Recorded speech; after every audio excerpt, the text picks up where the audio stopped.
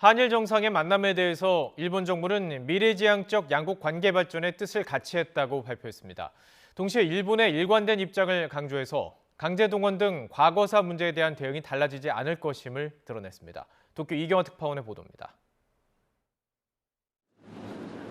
일본 정부는 현재의 전략 환경 아래 한일 양국은 서로 협력해야 하는 중요한 이웃이며 한미일 협력 추진이 중요하다는데 두 정상이 뜻을 같이 했다고 발표했습니다. 북핵 문제 등 국제적인 안보 위기가 일본이 한일 관계 개선을 필요로 하는 이유라는 겁니다. 1965年の国交正常化以来築いてきた日韓の友好協力関係の基盤に基づいて、日韓関係を未来志向で発展させていくと、こういう考えで一致したというふうに。 일본은 이번 발표에서 양국 관계의 출발점은 1965년 국교 정상화라는 인식을 드러냈습니다.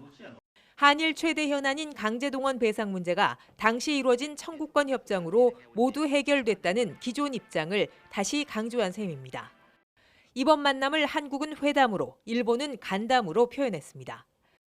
의도적으로 일본이 의미를 격화한 것 아니냐는 지적도 나왔지만 일본 정부는 다르지 않다는 입장입니다.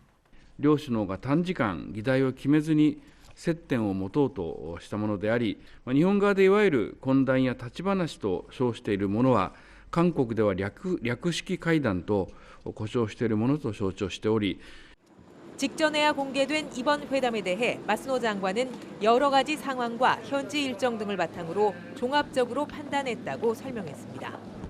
요미우리 신문은 한일 관계 개선에 대한 한국 정부의 노력을 평가해 비공식 간담 형태로 대화에 응했다고 배경을 설명했습니다.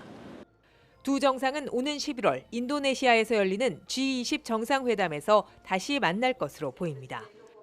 그 전에 한국 정부가 강제동원 문제 해결책을 발표할 것이란 전망도 나오고 있습니다. 정부는 국민 여론 동향 등을 지켜보며 강제동원 해결책에 담길 내용과 발표 시기 등을 저울질할 것으로 보입니다. 도쿄에서 YTN 이경아입니다.